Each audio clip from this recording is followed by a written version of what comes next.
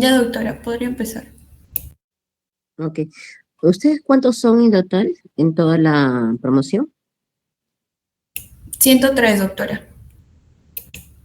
Ya, que llegue a un poquito más de 51, 52 y empezamos.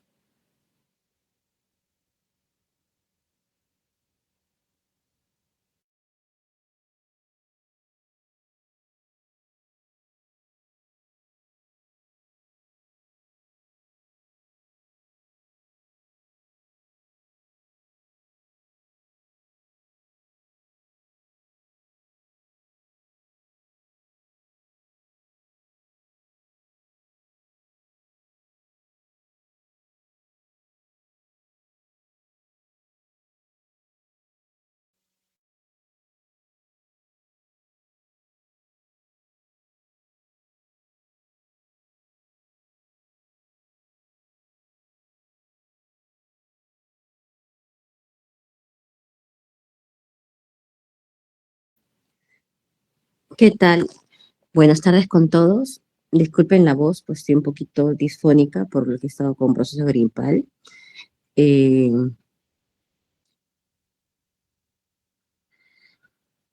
Ustedes quiero saber si ya han hecho la clase de parto vaginal, de todas las etapas del parto vaginal.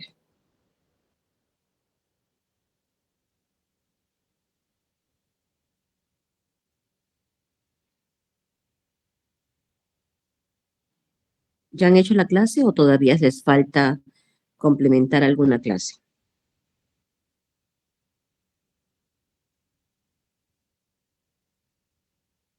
La de parto sí hicimos, doctora.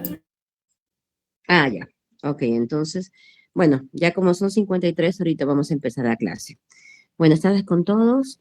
Mi nombre es Viviana Durán. Soy ginecóloga del Hospital 2 de Mayo y bueno, también llevo práctica con algunos de ustedes. Y bueno, lamentablemente estoy con un problema de disfonía ahorita, pero este, haré todo lo posible para que se pueda hacer la clase y se entienda adecuadamente.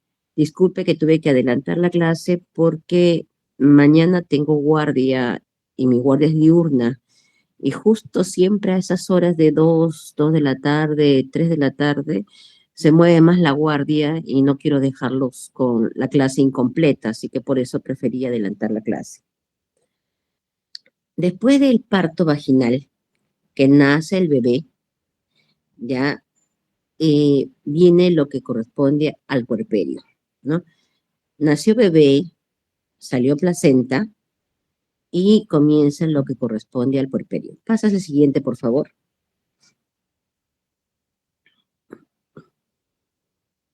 Ya. El puerperio tenemos 3 fases, ¿ya? El puerperio dura 6 semanas o el equivalente en días a 42 días. Entonces, lo que va a suceder con la madre después del parto es que sus órganos van a regresionar no idéntico a lo que era antes de embarazarse, pero sí a reducir los tamaños que corresponde, a perder el peso que subió un poco, eh, a perder el tamaño que llegó a crecer. Por ejemplo, vamos a ver justamente los cambios que ha habido en el útero, en las mamas, en toda la parte, en todo el organismo de la madre, hasta las hormonas de la madre cambien durante su embarazo y en el puerperio justamente durante las primeras 6 semanas es para que la madre trate de, disculpe, de mejorar todo esto, volver a su antiguo estado. La primera fase es la fase inmediata, que son las primeras 24 horas, ¿ya? Luego tenemos la fase inmediata, que viene a ser hasta el día, después de las primeras 24 horas, hasta el día 7 o 10, y de ahí la fase tardía, que es al culminar las 42 días, ¿no? Entonces, esas son las principales 3 fases que tiene la parte de puerperio. ¿Qué nos importa aquí bastante? Nos importa sobre todo lo que vamos a considerar con cada etapa. La siguiente, por favor. Acá van a ver un cuadro que van a decir, ¿qué es esto, no? Tantas cosas a la vez. Pero eso es como para detallar esquemáticamente lo que va a suceder en esos 42 días, ¿no?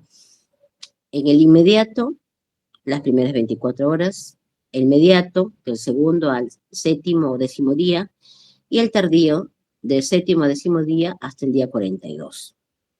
Los cambios que se van a dar tanto al sistema de temperatura de la madre, peso corporal, respiración de la madre, sistema endocrino, aparato urinario,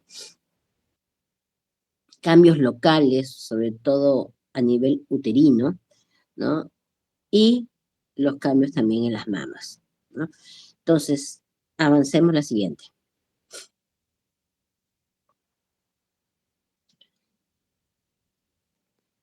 A nosotros nos importa bastante con respecto a lo que lo que va a suceder con la madre en los cambios ginecológicos que se van a observar y que tenemos que estar bien en cuenta, sobre todo en las primeras 24 horas.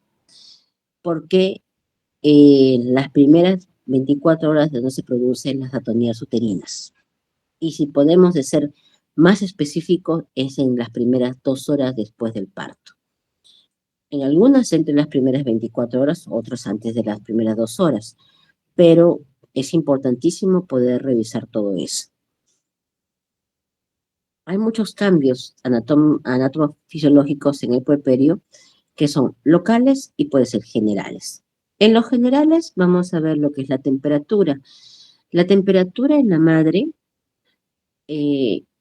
sube un poquito, aumenta un poquito la temperatura de la madre, más o menos al cuarto o quinto día, cuando comienza la bajada de la leche verdadera.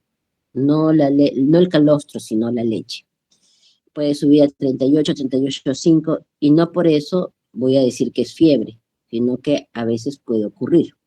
¿Ya? Eso es con respecto al peso. Recuerden que en el parto, la madre, con la expulsión del feto, la placenta, los líquidos, aproximadamente pierde de 5 a 6 kilos. Si la madre subió durante el embarazo, subió 20 kilos, entonces se está quedando con 14 kilos extras. Por eso es que la OMS indica de que lo ideal es que la madre solamente suba durante todo el embarazo de 9 a 11 kilos y no 20 ni 30 kilos, porque algunas pacientes creen que estar embarazada es comer por 2 y si son gemelos tienen que comer por 3 y piensan que el mundo se va a acabar porque no dejan, porque si es que no comen en ese momento. O el bebé le van a hacer con cara de plátano si no le dan el plátano cuando quiere o tal cosa, ¿no? Entonces, esas ideas de que antojos y todo eso simplemente es una ganancia secundaria de la madre para tener la atención de la familia, porque sabe que una vez que nazca el bebé, la atención la va a tener el bebé y no ella.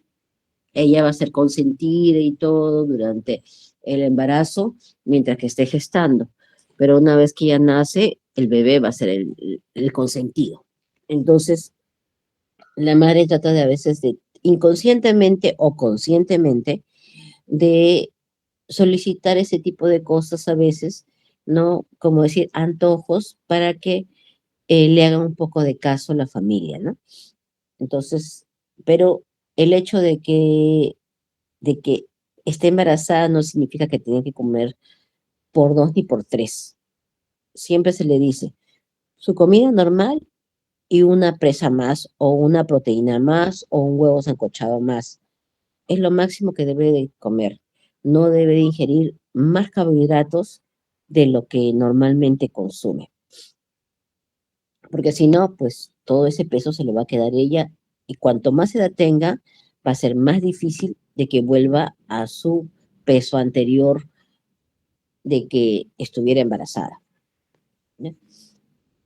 Otro de los cambios son los cambios hemodinámicos,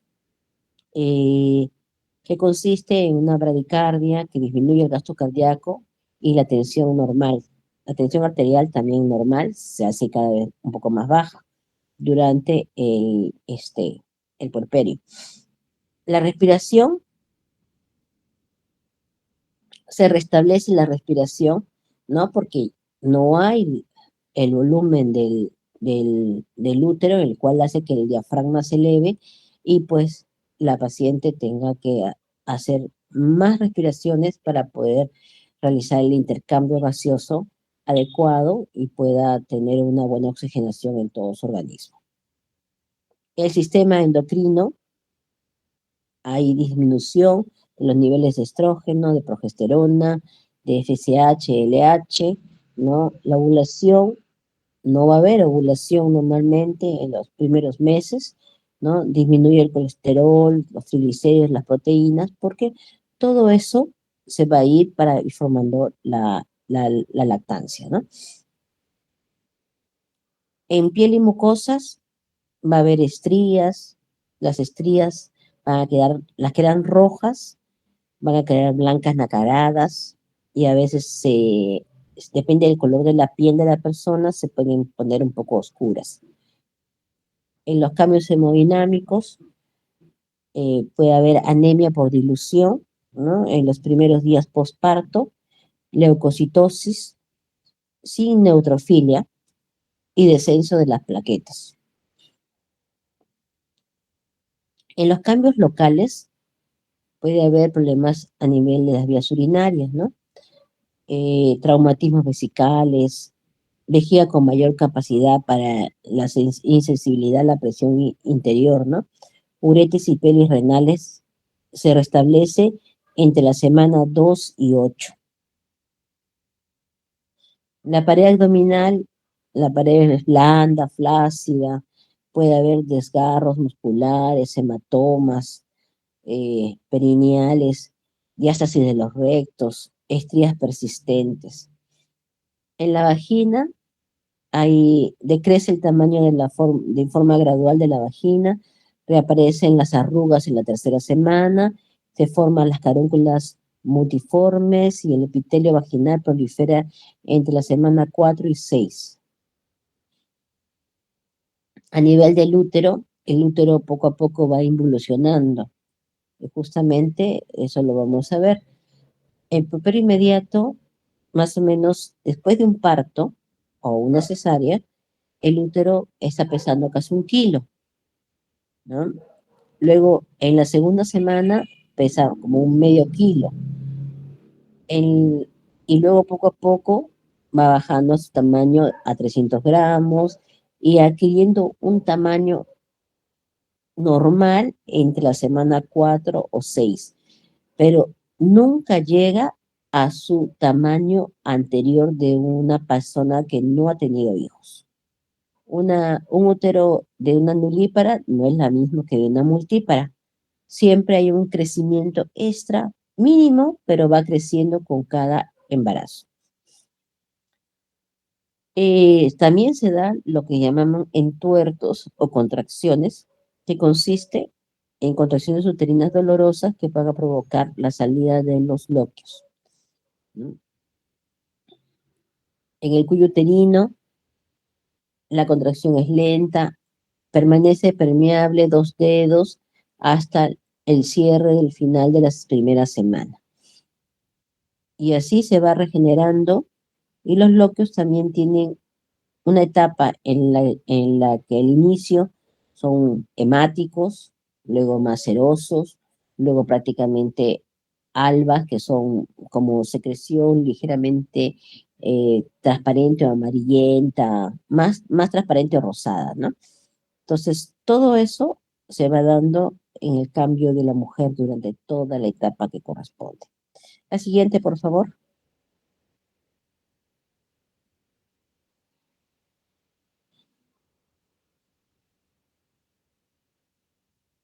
Ujú. Como lo está visualizando, aquí vamos a ver etapa por etapa de cada uno. Importante, ¿no? El peso uterino. ¿Recuerdan ustedes cuánto pesaba un útero de una paciente endulípara? De una paciente de unos 25 años, 20 años que no ha tenido hijos. 70 gramos, doctora. Sí, es una aproximada de 70 a 80 gramos. Es el promedio de un peso. Y los tamaños pues son 7 centímetros por 6 por 5. Es como una pera invertida o como una pirámide invertida truncada, ¿no? Eh, por eso es que nosotros también cuando ponemos algunos métodos de anticoncepción, que después lo vamos a ver, van a verse de que en pacientes que tienen un útero demasiado pequeño, hay métodos que yo no puedo colocar, ¿ya? Entonces, porque el cuerpo del útero es demasiado pequeño, entonces no entraría el dispositivo que quiera colocar. No a todo el mundo le va a quedar bien el dispositivo que quiera poner.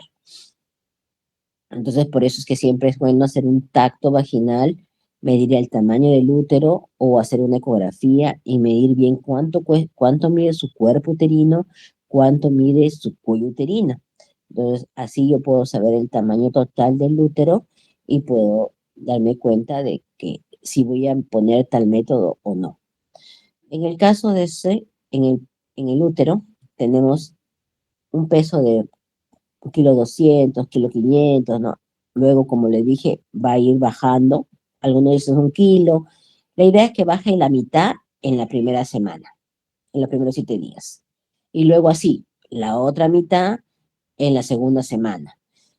Y al papar cerca de la cicatriz umbilical en el posparto inmediato, ¿no? Cuando uno le hace un tacto, le palpa el abdomen a la mujer que acaba de dar un parto y dice el útero tiene que estar bien contraído, siempre casi lo encontramos a la altura prácticamente de la cicatriz umbilical, ¿no? Del ombligo. Ese es el parámetro para decir el útero está a 1 centímetro tamaño del ombligo o 2 centímetros por ahí, pero contraído, ¿no? Entonces, el útero poco a poco, con el pasar de las fases, va a ir reduciéndose y luego se va a volver intrapélvico. Avanza, por favor.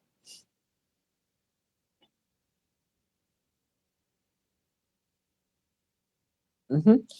Entonces, ahí van viendo. Primer día, segundo día, tercer día, séptimo día, noveno día, y así se va reduciendo. Avanza la siguiente, por favor. Este es una resonancia que se le ha hecho a la paciente. Eh, la primera es la A, que es un útero puerperal, luego la B, va reduciéndose el tamaño, la C, miren cómo se va volviendo totalmente intrapélvico en la figura E. Avanza, por favor. Ok. Con respecto al endometrio,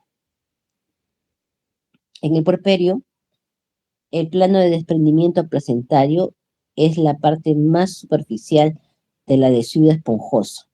La adhesiva compacta se elimina con la placenta, excepto pues si hubiera un acretismo, ¿no? Que es la escara de la placenta, ¿no? Entonces, cae, esta adhesiva esponjosa cae en el día 7 a 10, más aproximadamente. Entonces, es normal que la paciente tenga loquios, ¿ya? No se puede asustar, que le venga sus loquios, sus loquios, sus loquios, que pare y que luego otra vez le vengan los loquios. Que cada vez que el bebé le lacte, tenga loquios, sí, porque al lactar el bebé va a producir oxitocina y eso va a hacer que el útero se contraiga y elimine los loquios para ir reduciendo sus fibras del útero. La regeneración endometrial es a expensa del fondo de las glándulas endometriales más profundas y ocurre en la primera semana recién. Los lóqueos son formados por las células endometriales lisas, fibrina y, y polinucleares. El lecho placentario tiene contenido linfocítico y trombocítico vascular. Avanza la siguiente, por favor. Entonces, en este esquema podemos ver cómo está la placenta y cómo está la parte del miometrio y cómo se entrelazan las arterias justamente para la cual cuando la placenta se libera, se queda como una costrita el lecho placentario. Porque si no, imagínense, si no, las plaquetas no hicieran su efecto eso estaría sangrando todo el tiempo, ¿no? Entonces, se sale todo lo que es las capas de la placenta y queda el lecho placentario que se hace como una costra y luego posteriormente se va a eliminar con el pasar de los días, con los bloqueos y todo. Avanza la siguiente.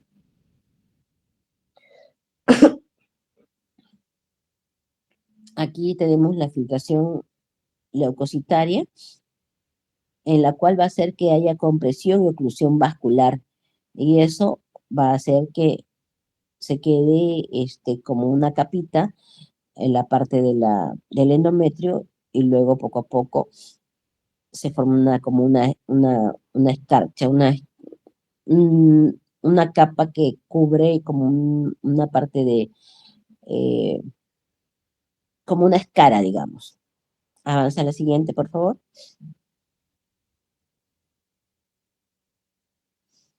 Acá podemos ver en la figura A cómo al inicio hay todavía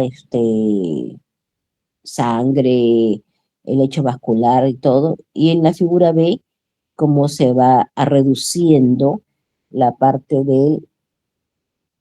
cuando se va eliminando los lóqueos, se va reduciendo la parte del endometrio. Si nosotros en una paciente que me viene después de 10 días encuentro una figura como la primera, como la de la izquierda, entonces, y un útero de 17, 18 centímetros, entonces digo, este útero está mal, porque tiene que ir reduciéndose con el pasar de los días, no debería estar tan grande. Entonces, es probable que haya quedado restos de placenta y que no haya podido salir con el parto.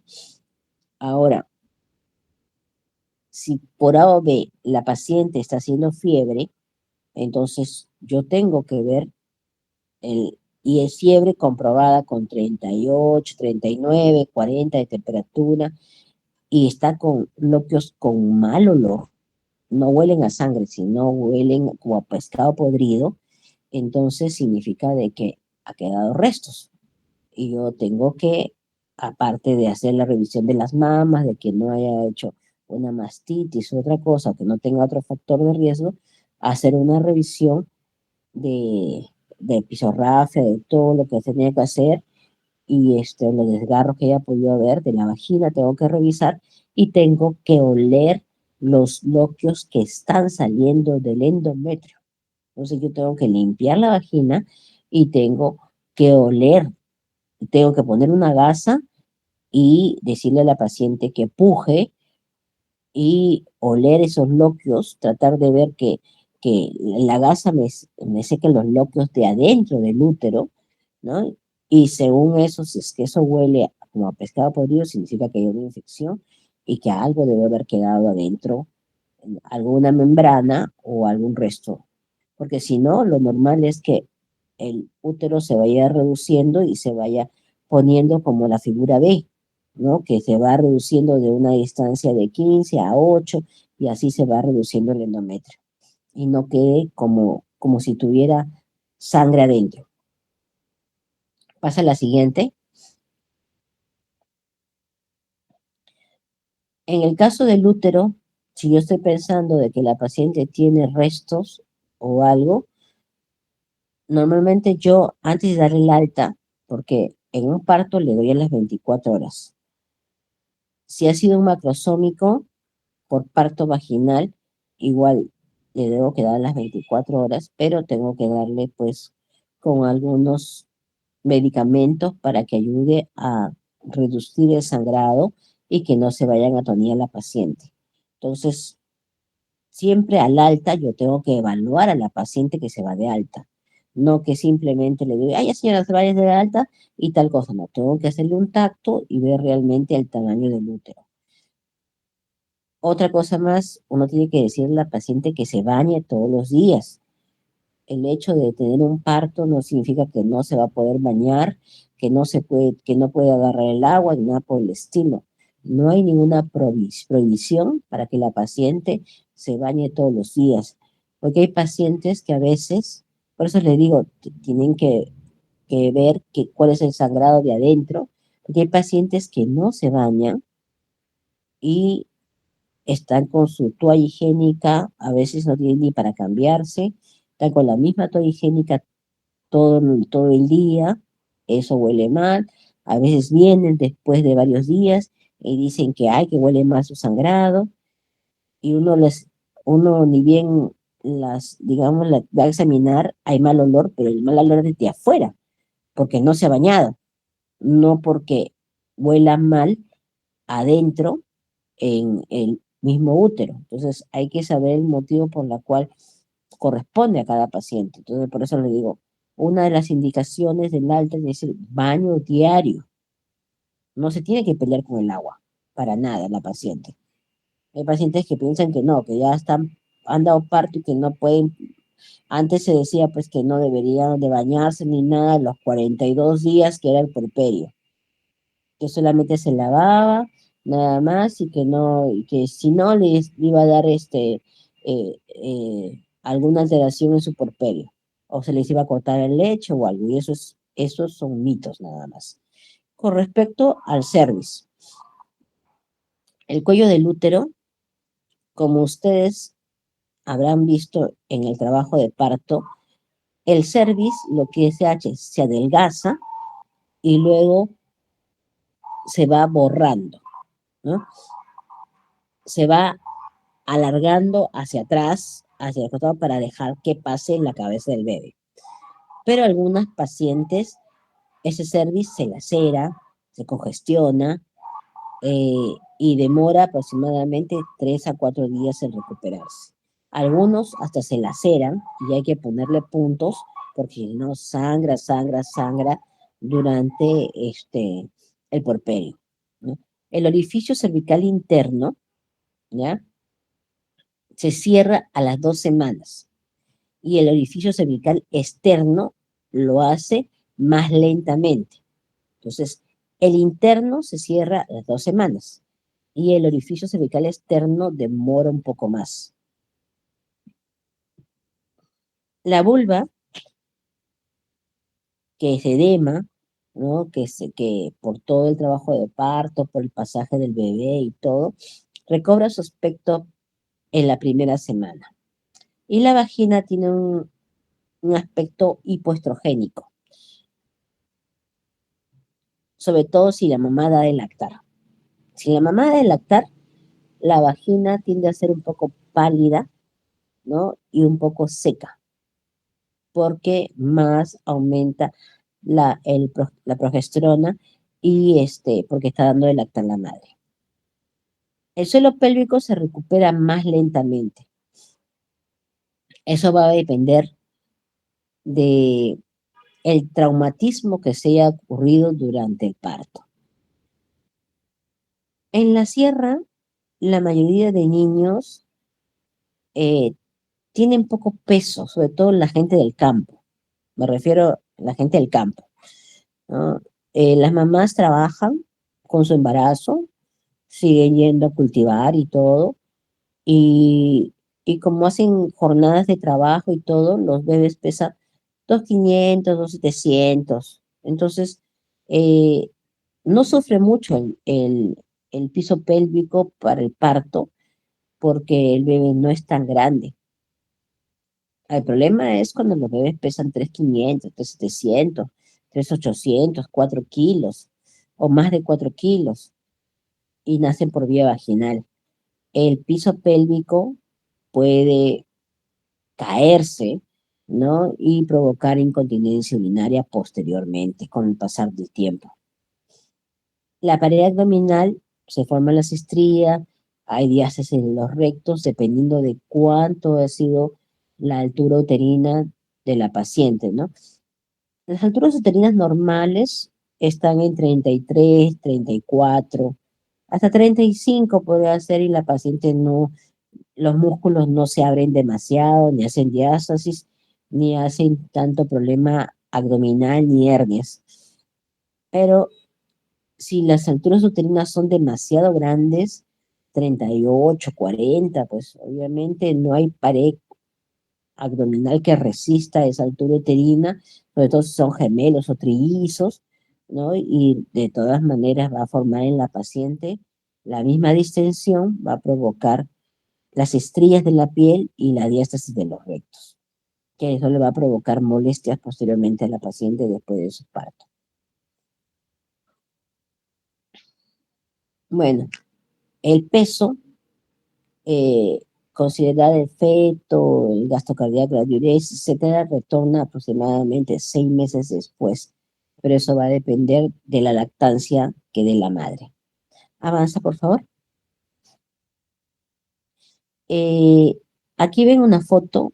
La figura A es de una persona que ya tuvo un parto o un aborto mayor de 3 meses. Entonces, el cervix queda de esa forma, como un ojal. En cambio, en una mujer que es nulípara, es como la figura B, que es un puntito. Aquellas que han tenido parto por cesárea y, o han tenido embarazos de menos de 10 semanas, y han tenido aborto de menos de 10 semanas y han sido espontáneos las pérdidas, entonces los cervix se reducen a forma a punto y no se forman como un ojal. En cambio, aquella que ha tenido parto y ustedes ven su cuello uterino y les dice que nunca ha tenido un parto y lo ven como un ojal, así como la figura A, pues obviamente les está engañando, ¿no? Entonces, ustedes tienen que observar, mirar y saber qué es lo que está sucediendo con esta paciente.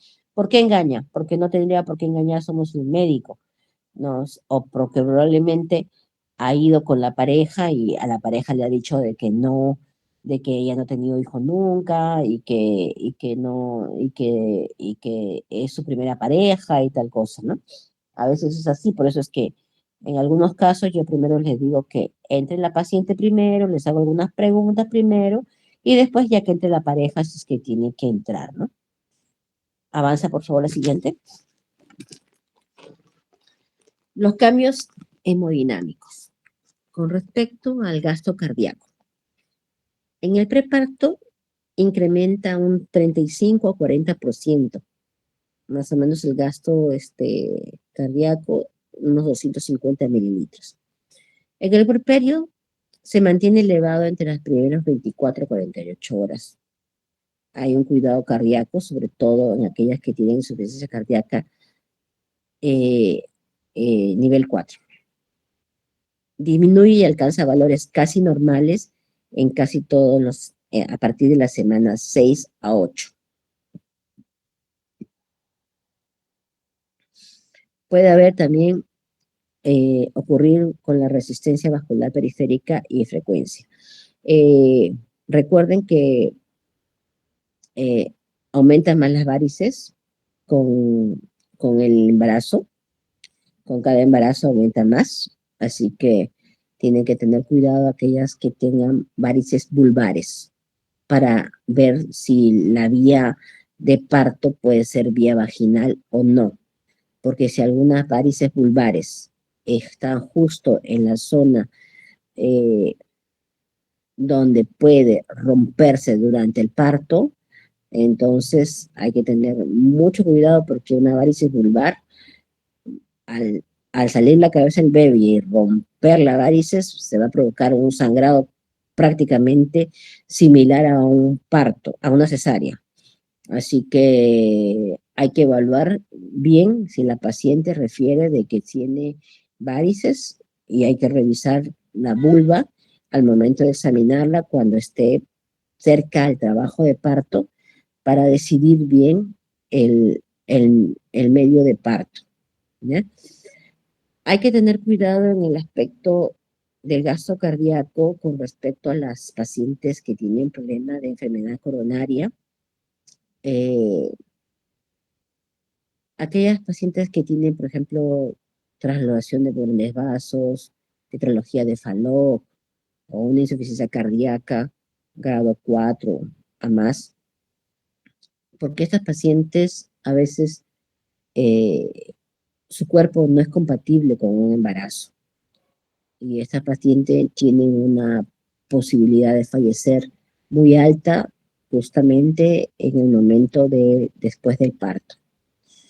¿Por qué? Porque hay los cambios del gasto cardíaco y para que vuelva a su estado normal eh, puede haber edema pulmonar, puede haber muchas alteraciones en la paciente y hemos tenido ya eh, lamentablemente muerte materna porque se han embarazado sabiendo que no debían embarazarse, se han embarazado y no han podido recurrir al aborto terapéutico porque han dejado ver su embarazo recién cuando ya tenían más de 30 semanas, ¿no? Entonces, y eso es triste porque la mayoría son chicas jóvenes, pero que han nacido con una patología de nacimiento y desde pequeñas han sabido que no podían embarazarse, pero a veces eh, la ignorancia, la pareja, ¿quién será?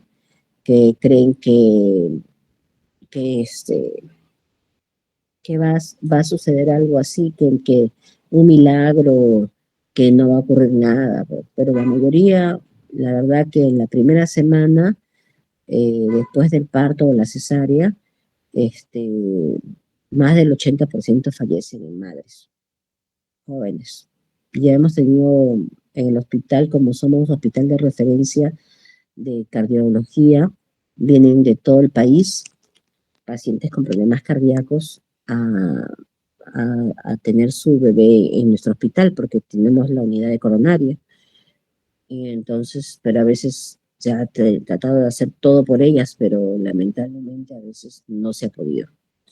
Y casi en la mayoría de casos, cuando ya son una insuficiencia cardíaca grado 4 es bien difícil que pueda salir las jóvenes del, del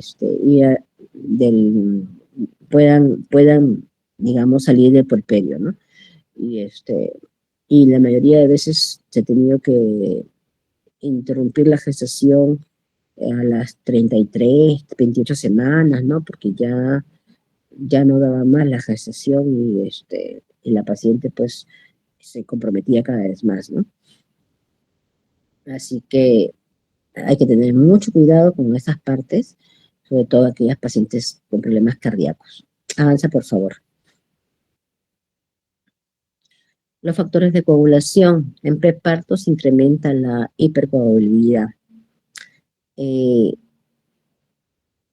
Nosotros tenemos una posibilidad de trombosis, las mujeres, de 1 en 20, ¿ya?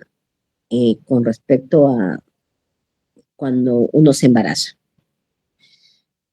O prácticamente 20 veces más que una persona no embarazada.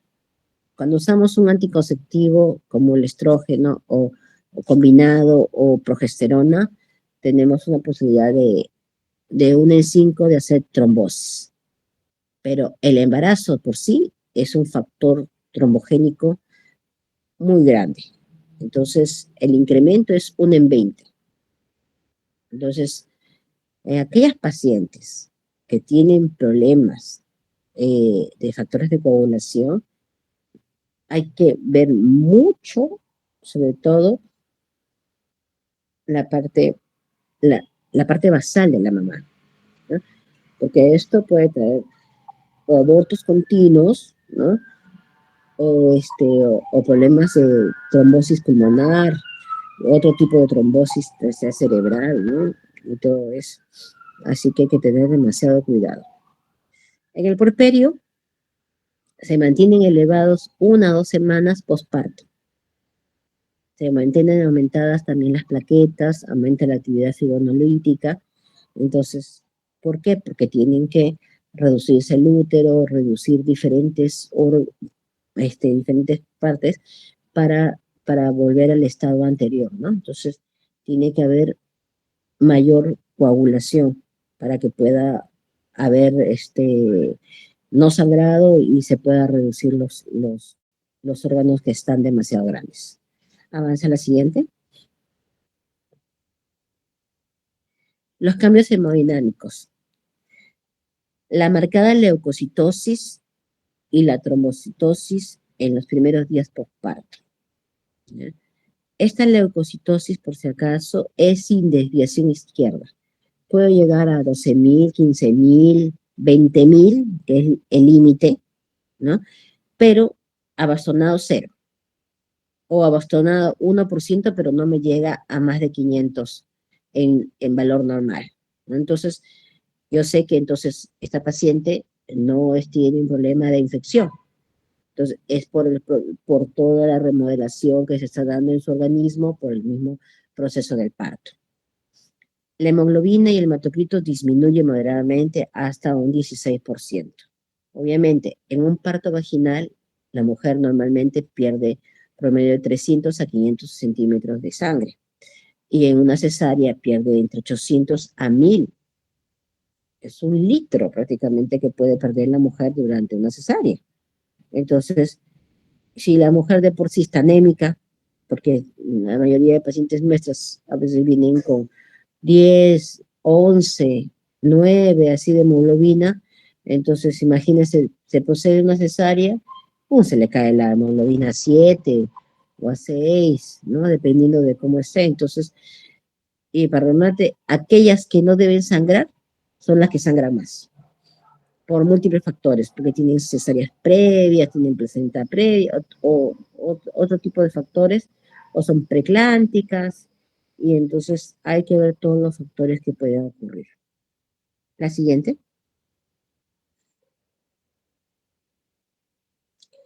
Los cambios en el tracto urinario. Permanece la hiperfiltración glomerular del embarazo en los primeros días del puerperio, pero retorna a la normalidad en las primeras 2 semanas. La dilatación uretral y pielocalicial, sobre todo la derecha, disminuye a las 2 semanas y se restituye el estadio normal entre las semanas 6 y 8. Lo que corresponde a las infecciones urinarias, al trauma vesical, edema y hemorragia submucosa, eso se tiene que ver muy aparte. Los traumas vesicales se tiene que ver en conjunto con el urólogo. Si por A o B en una cesárea ha ocurrido un trauma vesical y se ha podido suturar en ese momento de la cesárea, entonces la paciente probablemente pueda tener 2 semanas una sonda vesical. Si la paciente ha tenido algún trauma vesical durante el parto vaginal, entonces habría que ver si es que hay que tener cuidado de que no vaya a ser una fístula vésico-vaginal. Así que al inicio no va a notar mucho la orina, porque va a haber loquios, pero si por la vagina comienza a salir orina, hay que tener mucho cuidado.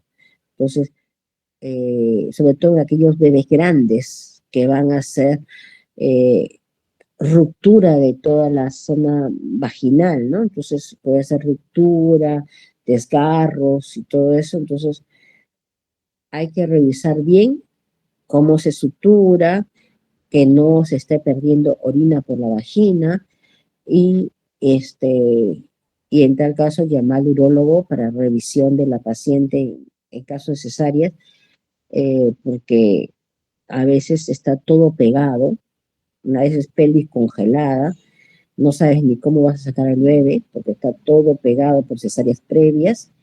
Hay una paciente que creo que tiene cesáreas 5 veces, si no me equivoco, y entonces, y a veces ni siquiera se quieren ligar, ¿no? Entonces, es bien complicado entrar en una paciente con múltiples cirugías previas, ¿ya? Avancemos, por favor. Otros cambios con respecto a la pérdida del cabello, ¿no?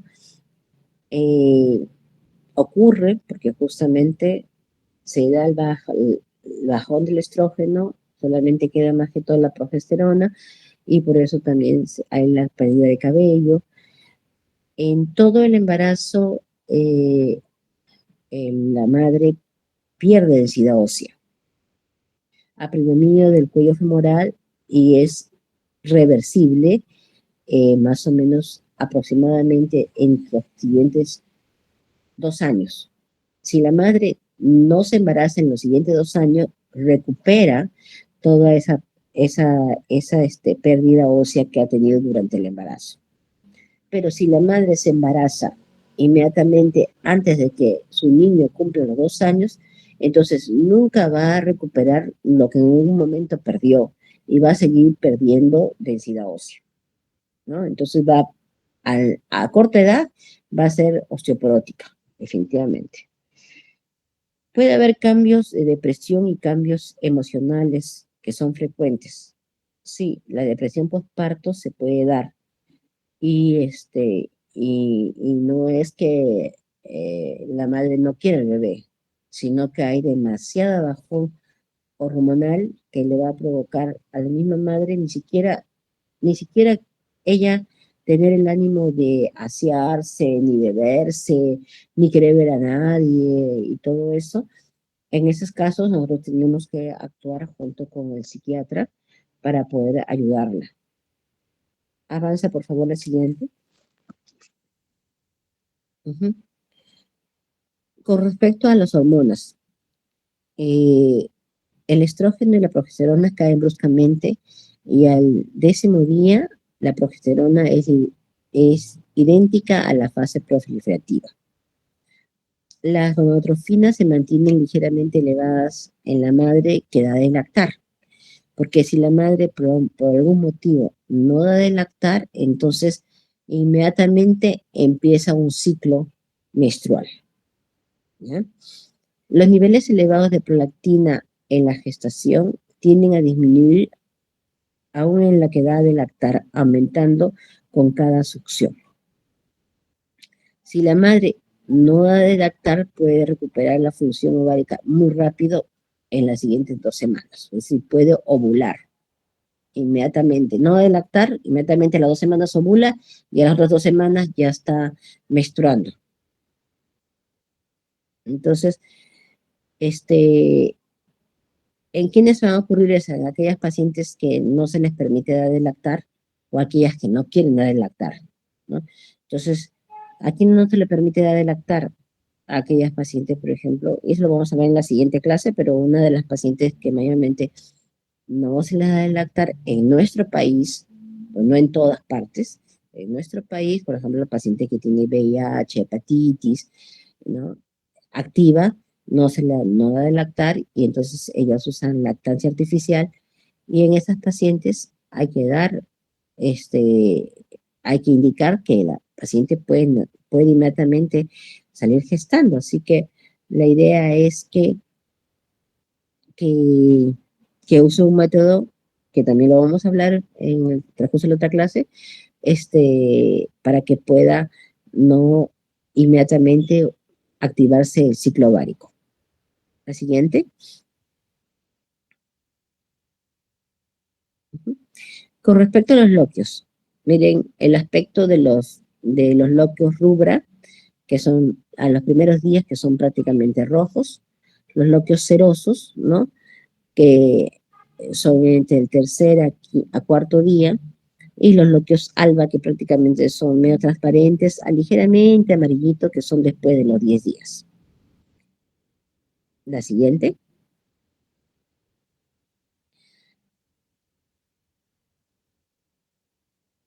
Aquí lo más importante en el puerperio es que ustedes sepan reconocer cuándo puede ocurrir una atonía uterina, que es una alta mortalidad materna, ¿no?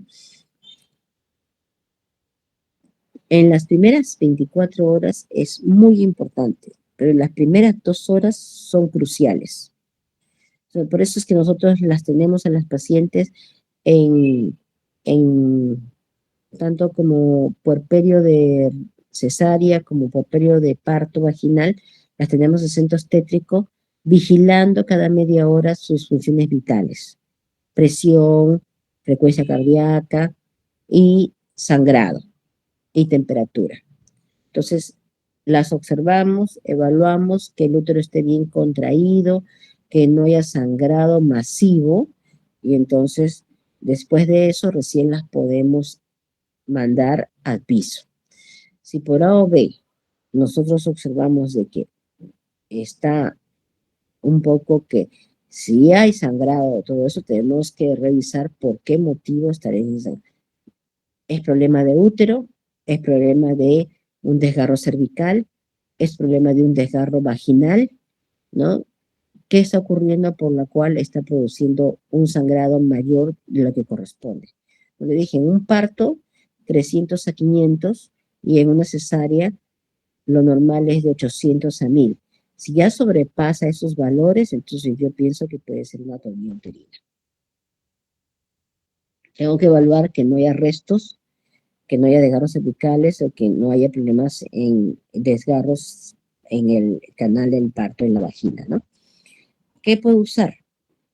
Yo tengo oxitocinas, que son oxitóxicos, para poder ayudar a que el útero se contraiga. Puedo usar los ergotrates, el maleato de batamina, ¿ya? Puedo usar el misoprostol y puedo usar la cabertocina, que es uno de los medicamentos que es más potente que el oxitocina, que es aproximadamente como si fueran 10 ampollas juntas, ¿no? Y se pueden colocar. Y eso, sobre todo en aquellas pacientes que yo ya tengo el antecedente de atonía, antecedente de que yo ya veo que la mujer, por ejemplo, viene con polidramnios, viene con embarazo gemelar o embarazo múltiple de trillizos. Yo ya sé que esta paciente placenta previa me va a hacer un sangrado mayor de lo normal, entonces yo debería tener cabertocina y todos mis derivados en sala de operaciones para poder tener todas las armas listas en caso las necesite. Porque si comienza el sangrado y yo recién pido tal cosa, la paciente en unos minutos se me muere. Así que hay que tener mucho cuidado. La siguiente. Bueno, esa es una foto de cómo se contrae el útero. La siguiente. Ujú. Lo que hay que tener cuidado, sobre todo en el puerperio, es hemorragia materna, que viene a ser la atonía uterina, la fiebre puerperal y el que el útero no involuciona adecuadamente, la subinvolución uterina. Son las 3 cosas que yo tengo que tener cuidado en el puerperio. Siguiente.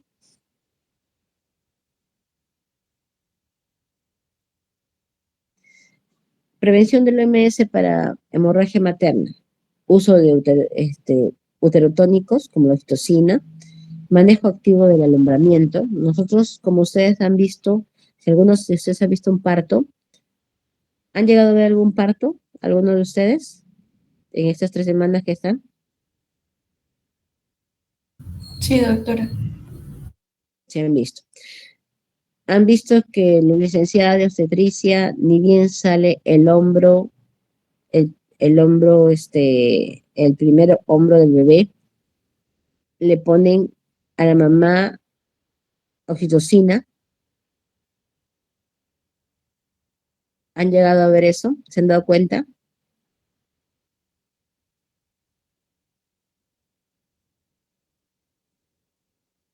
Bueno, para los que no han visto o los que vean el siguiente parto, fíjense cuando sale el bebé, cuando sale el hombro del bebé, el primer hombro, ¿ya? La licenciada tiene en su mano una ampolla de oxitocina de 10 unidades. Muy aparte de que la vía ya está con oxitocina y le va va a comenzar a chorrear, ¿ya? Una vez que salga la placenta recién, ni bien sale el hombro del bebé, el primer hombro del bebé, el hombro anterior, ¿ya? Ella le pone intramuscularmente en el muslo, normalmente en el muslo izquierdo, porque está más cerca a lo que está la vía, ¿ya? Le pone 10 unidades de oxitocina. Eso es un manejo activo. ¿Por qué? Porque al poner 10 unidades en forma intramuscular, va a hacer que la placenta se desprenda en la siguiente media hora. Y eso reduce el sangrado. Si no ponemos oxitocina, la placenta se va a desprender, pero se va a desprender según lo que el masaje de la madre, según el que bebé succione o no, las mamas y todo eso, y eso puede demorar hasta una hora y media, y la mujer va a seguir sangrando, sangrando, sangrando, y después cuando sale la paciente sangra más todavía. Entonces, para reducir ese tiempo, se ha visto que poniendo 10 unidades de oxitocina intramuscular, entonces con eso se reduce el tiempo de desprendimiento en la placenta y se reduce la cantidad de sangrado de la madre. Y por eso se le llama manejo activo del alumbramiento. Esa es una forma de recomendación de la OMS para prevenir las hemorragias maternas. Otro es tracción controlada del cordón umbilical en partos autóxicos y abdominales. Es decir, que traccionas el cordón umbilical, traccionando el cordón umbilical y masajeando el útero para que la placenta vaya desprendiéndose poco a poco. Pinzamiento tardío del cordón umbilical. Eso es para que al bebito le pase la sangre correspondiente y no esté con anemia, le pase, tiene que pasar un minuto y recién después se clampa el cordón. Y evaluación constante del tono uterino y las funciones vitales, ¿no? Esa es una recomendación de la OMS para evitar la hemorragia, que es decir, que tienes que tomar las funciones vitales, frecuencia cardíaca, presión arterial, temperatura, todo lo que corresponde, saturación a la madre, y te vas dando cuenta si es que, por lo menos en las primeras 2 horas, cada media hora, te has dado cuenta si la paciente hace taquicardia o no, si está haciendo baja de la presión, si está haciendo palidez marcada o no. Siguiente, por favor.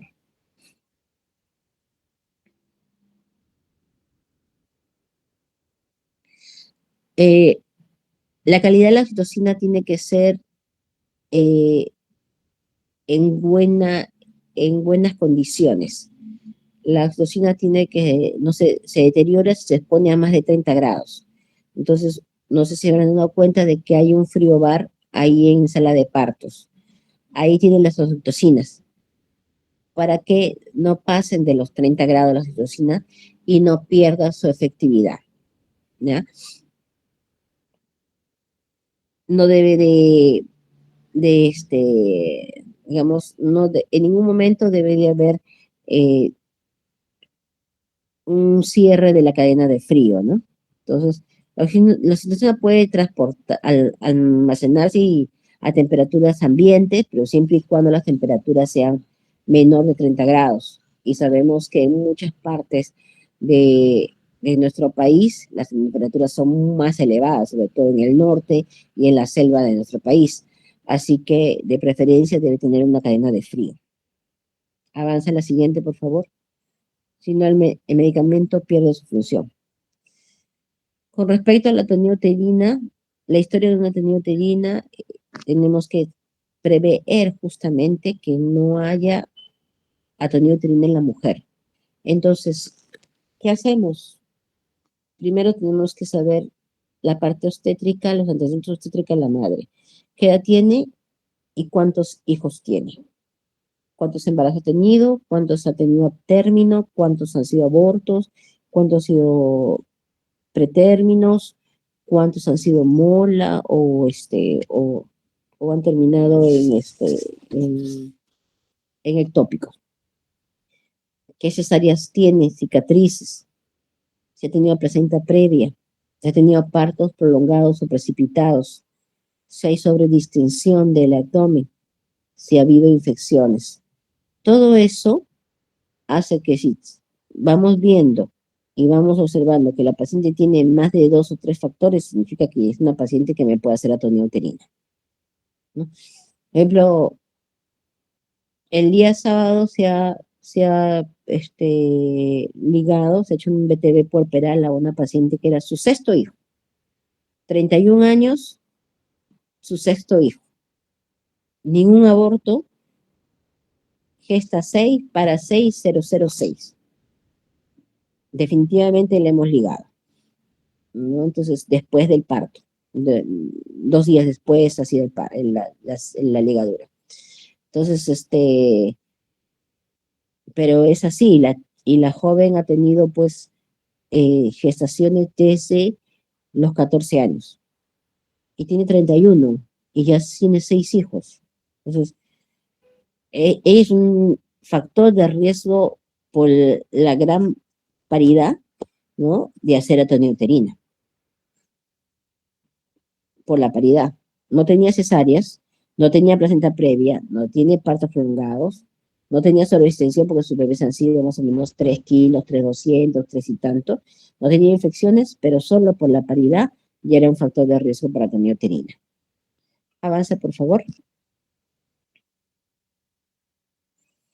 Por ejemplo, son 2 fotos. La primera foto, la superior, es la normal, posparto, útero contraído. Y la segunda, la inferior, es un útero atónico. Miren cómo se chorrea la sangre y el útero no se contrae. Se queda delgado, distendido y no se contrae. Se queda como flácido, como una mantequilla y no se contrae. Al no contraerse, pues la sangre sigue saliendo y a chorros. Y en un ratito pierde 1, 2, 3 litros, pero en one. Avanza, por favor, la siguiente.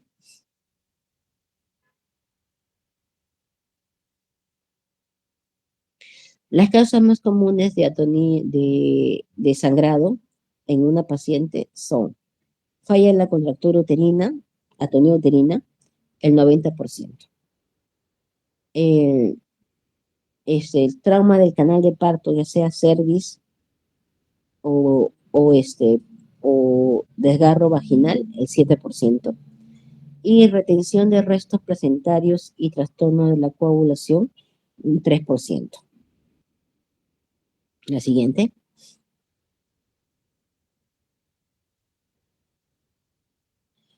Causas primarias para lo que es atonía uterina. Causas primarias de sangrado, disculpe. Atonía, placenta retenida o acreta, defectos de la coagulación, lesión del canal cervical y eversión uterina. Siguiente. Causas secundarias, retención de restos placentarios, involución uterina, que el útero no se contrajo, no se redujo, endometritis y trastornos de la coagulación.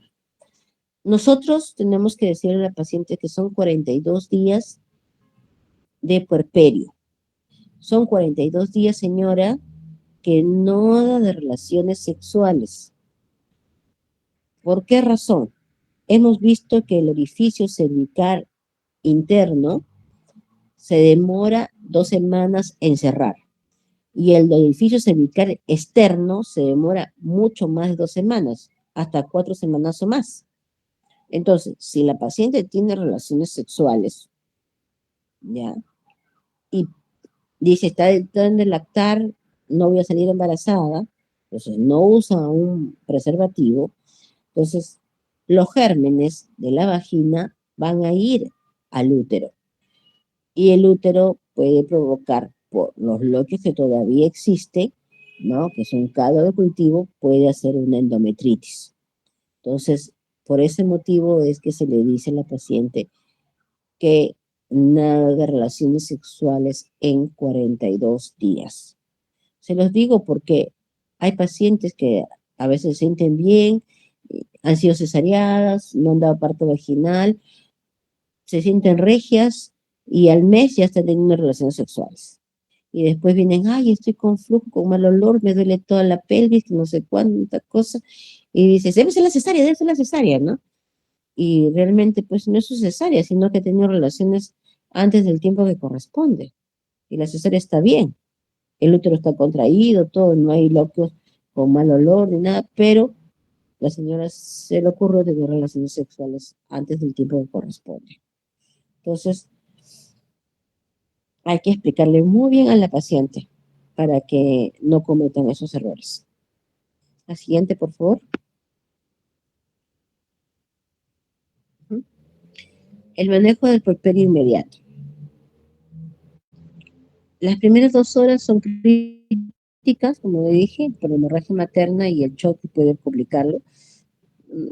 Frecuencia cardíaca, presión arterial, evaluación del estado general, del tono, involución uterina, sangrado vaginal cada 15 minutos o cada media hora. Para disminuir, puede disminuir la temperatura y presentar escalofríos o alza térmica, no se asuste. ¿Ya? El hematocrito disminuye ligeramente. Hay leucocitosis, persiste el estado de hipercoagulabilidad. La siguiente. El puerperio inmediato. ¿Ya? Alimentación balanceada. eh, Conviene deambulación precoz, eh, menos infecciones, menos constipación y menos retención de orina, baño diario, los dolores entuertos, que se llaman contracturas, ¿no? Van a darse, cuidado de la episiotomía o laceraciones, recordar que después del uso de oxitocina puede haber antidiuresis, que sí que no orina, así que hay que tener cuidado con eso. La siguiente, el alta hospitalaria de un parto vaginal se da a las 24 horas y de un parto por cesárea a las 72 horas, si no existen complicaciones, obviamente. Si hubiera un problema con diabetes, preeclampsia o alguna otra situación, el alta se suspende hasta cuando corresponde el alta. Sigue, por favor. El puerperio inmediato. Lo primero era lo inmediato, las primeras 24 horas. El puerperio inmediato conviene ser evaluado de manera ambulatoria, en examen general de signos vitales, evaluación de la emulación uterina, características de los lóquios, genitales externos y las mamas. La siguiente. En las mamas hay que tener cuidado que no haya una mastitis. Una foto ahí en la cual el paciente está haciendo una mastitis. La siguiente. Que las episiografias no se hayan abierto. Entonces, en esa de acá es una episografia que se ha lamentablemente abierto, y cuando ya pasan de más de 6 horas de la sutura del epicio, entonces nosotros ya no podemos suturar nuevamente la episografia. Tenemos que darle otras indicaciones. Sigue, por favor.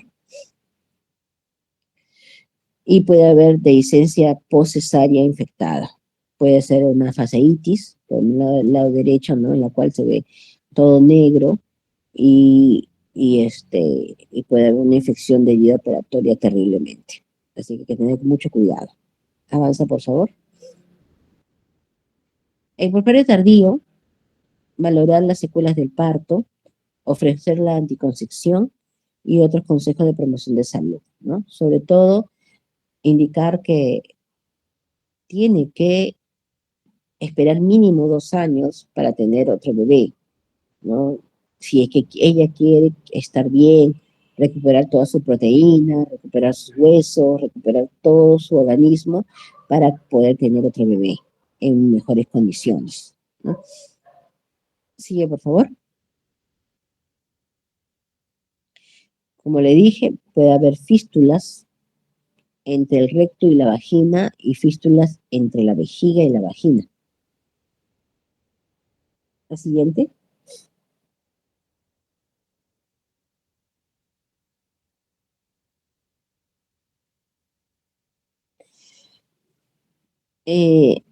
Diario pueden morir muchas mujeres, ¿ya? Por complicaciones por el embarazo y el parto. La mayoría de las muertes son evitables, pero se tiene que evaluar a la paciente justamente tanto durante su gestación para ver que llegue a un buen parto y que el puerperio le pase adecuadamente. Y no después estar viendo que exista una complicación o una muerte materna, ¿ya? Entonces, control puerperal, atención especializada durante el parto y atención y apoyo en las primeras semanas tras el parto. Esas tres cosas nos van a ayudar a disminuir las complicaciones. De que pueden existir las complicaciones, van a existir, porque no, una gestación no es toda felicidad y no es que me va a dar antojos y que todo va a ser, voy a estar feliz y contenta. No, una gestación a cada mujer le sucede diferente. A algunas le da muchas náuseas, otras no le da nada, algunas bajan demasiado de peso, otras no, al contrario, comienzan a subir demasiado.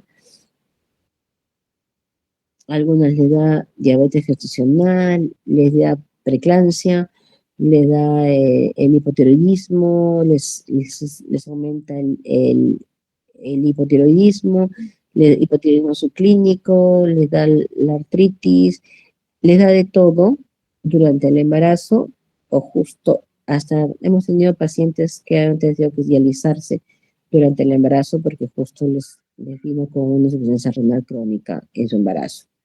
Entonces, ocurre de todo, y sobre todo los problemas cardíacos son fundamentales para una gestación que llega a término. Pero si controlamos a la paciente y sabemos qué factores de riesgo tiene inicialmente y cuáles se van incrementando durante su embarazo, entonces vamos a tener un parto en mejores condiciones y un puerperio en mejores condiciones. La siguiente.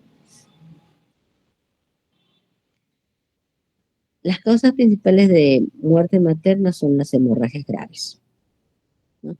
Las infecciones, los abortos no seguros, los trastornos de hipertensión de la gestación, la preeclampsia y eclampsia, ¿no?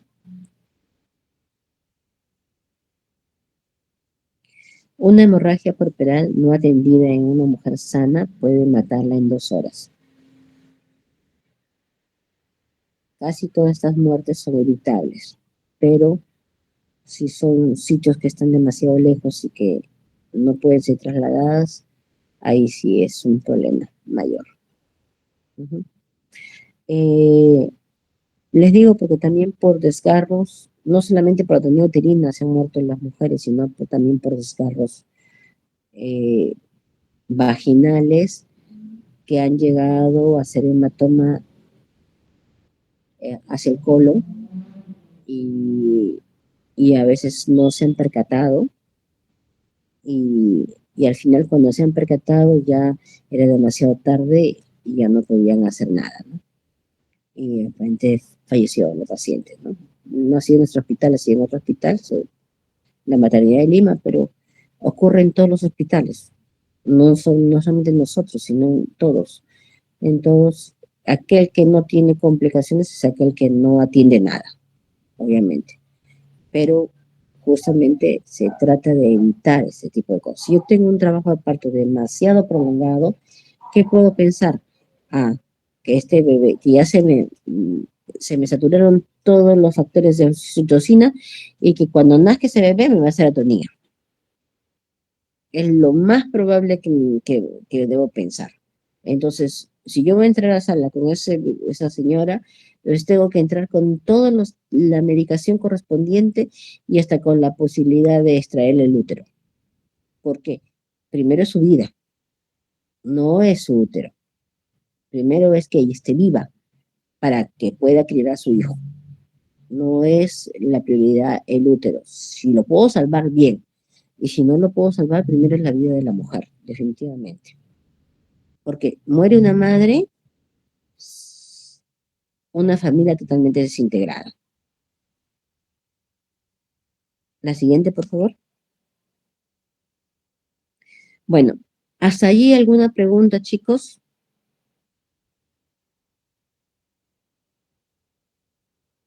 Todo claro, doctora. Ok, bueno. Déjame tomar un poquito de agua.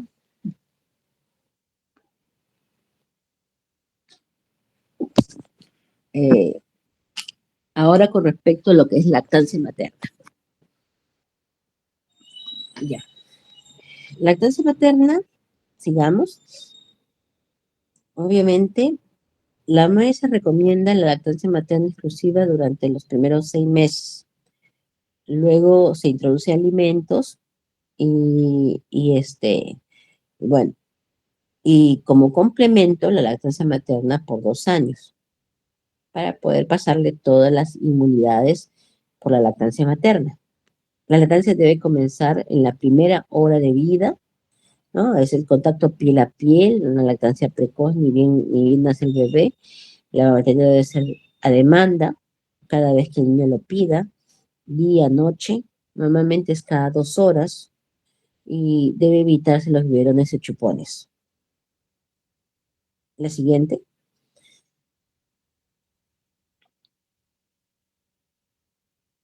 A nivel de cómo se genera la mama está en base a los brotes embrionarios del ectodermo, ¿no? A las 20 semanas de gestación se inicia el crecimiento y la división de 15 a 20 brotes secundarios. Cada brote se alarga y se forma un cordón que se bifurca en 2 estromas de células cúbicas con luz central, ¿no?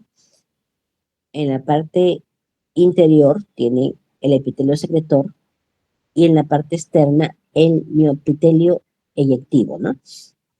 La siguiente. Aquí lo pueden ver, es una figurita en la cual vemos el asino mamario, vemos las células miepiteliales, el, el ectodermo cúbico simple, la membrana basal, los conductos alveolares y el estroma intralobular, ¿no? Por ahí hay una luz que justamente va a hacer que... No, sigue además. Avanza. Ya. Entonces, miren cómo se está formando los acinos, los conductos del acino y los conductos terminales.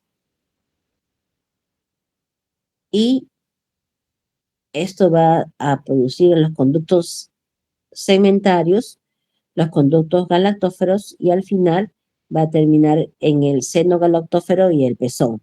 Y ahí va a darse toda la leche.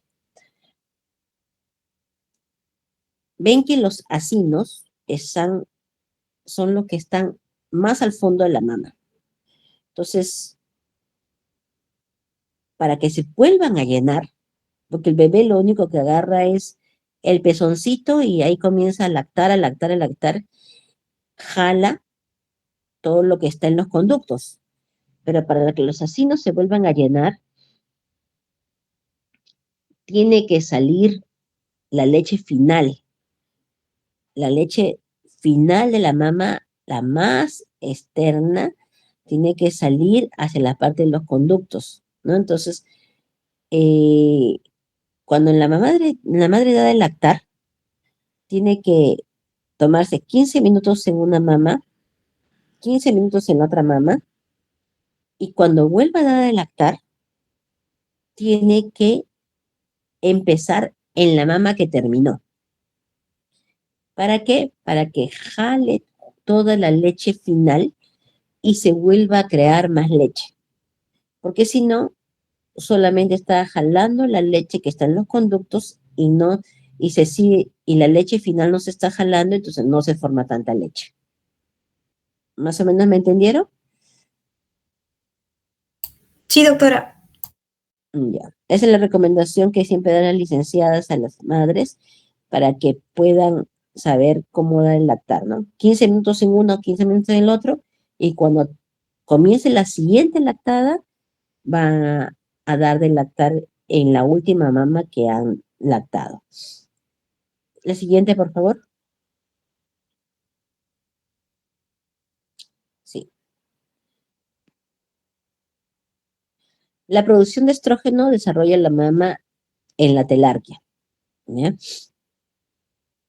Los estrógenos responsables del desarrollo de los conductos mamarios y depósito de sangre. Y la progesterona desarrolla los alvéolos para lactancia, de 10 a 100 por conductos galactóferos y constituye un lobulillo. La siguiente. Bueno, acá tenemos un esquema de la mama, el pezón y la aureola. Y al bebé se le tiene que hacer que todo, tanto con la aureola, con el pezón, no solamente el pezón, debe de jalar, porque ahí, si se dan cuenta, ahí está toda la abertura del pezón, está todo el seno galactífero, y si agarra solo el pezoncito, él tiene que agarrar toda la aureola para que pueda jalar toda la leche de todos los alvéolos que vienen de adentro. Si no, no va a jalar nada. Y solamente va a agrietar la mama de la madre, y al final la mamá no le va a quedar de lactar al bebé, y se le va a hacer una mastitis porque se le va a acumular la leche ahí. La siguiente. Cada lobulillo está rodeado por células musculares que responden a la oxitocina y facilitan la eyección láctea. Los galactopoyéticos, la producción, se basa en la succión, y el intervalo no debe ser mayor de 3 horas a demanda. Si no, no se vuelve a llenar. Cuando una madre se va a trabajar y ya el bebé queda a cargo de otra persona, ¿no? No puede ir a trabajar porque ya pasó su tiempo de licencia. Entonces, lo que tiene que hacer la mamá es extraerse la leche para que sus mamás crean que el bebé le está jalando la leche, y de esa forma no pierda la producción de la leche materna.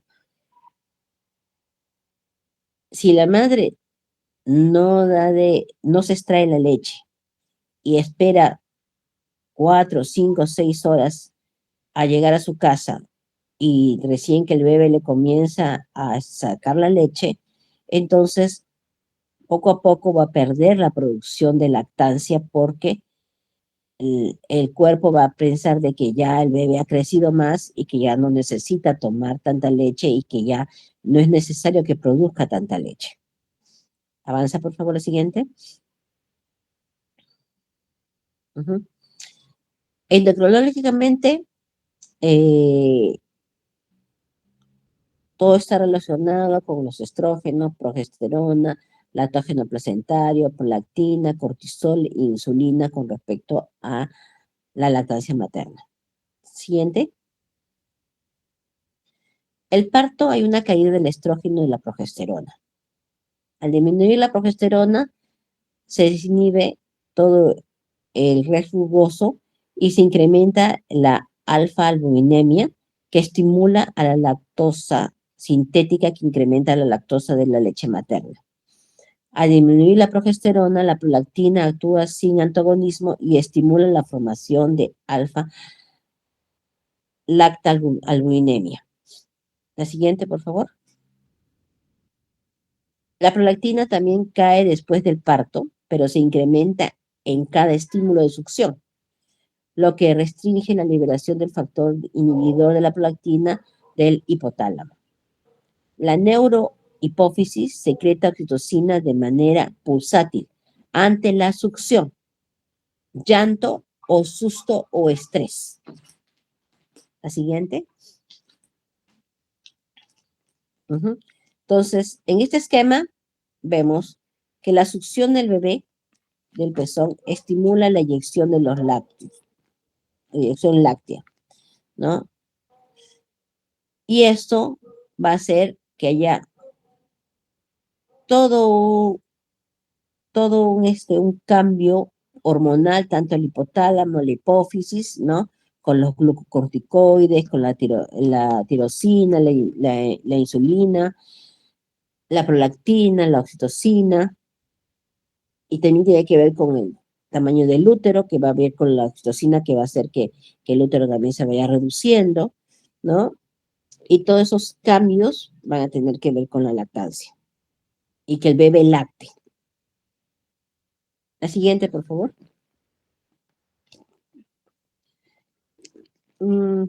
Esto es similar, pero está en inglés. La siguiente, por favor. La fase de la lactancia.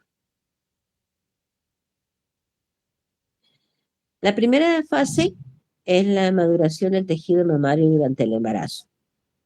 En el embarazo hay crecimiento identificado de los sistemas ductales y lóbulo alveolar, ¿ya?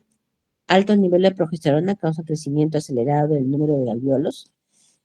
La grasa de la leche materna y la síntesis de proteínas comienzan en los alvéolos, en donde el calostro es producido en aquellas cantidades y secretada dentro de los conductos ductuales. La siguiente. La segunda fase de la lactogénesis, la síntesis de la leche madura. La etapa final del desarrollo mamario ocurre durante la lactancia, entre el día 2 a 4. Ya les dije que al inicio es un calostro, es más amarillo, tiene mayor cantidad de grasa. Y ya después del día 4, normalmente viene la leche ya más blanquita y es madura. La caída rápida de progesterona causada por el alumbramiento, que sí que la placenta se sale, libera completamente el rol secretor de las células alveolares. La leche es liberada dentro del lumen alveolar y luego dentro de los conductillos ductuales. Aumenta el flujo de la mama, a lo que aporta glucosa y oxígeno. La siguiente. La lactogénesis 3. La producción de la leche madura. La lactogénesis 3 es un proceso del mantenimiento de la lactancia que ocurre en el curso de la succión de la mama durante el amamantamiento. Depende de la producción y las transferencias adecuadas. Raramente anormalidades mamarias pueden afectar la producción de la leche. Algunas anormalidades puede ser, por ejemplo, que algunas pacientes tengan mamas supernumerarias.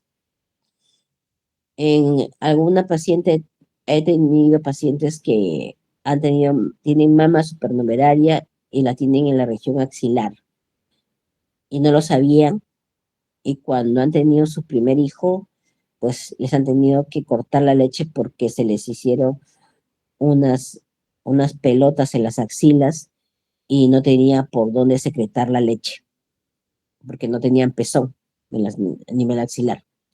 Entonces han tenido que operar la axila para sacar el tejido mamario, que no corresponde, ¿no? Estar en axila, y para su siguiente embarazo sí poder dar una lactancia adecuada, ¿no?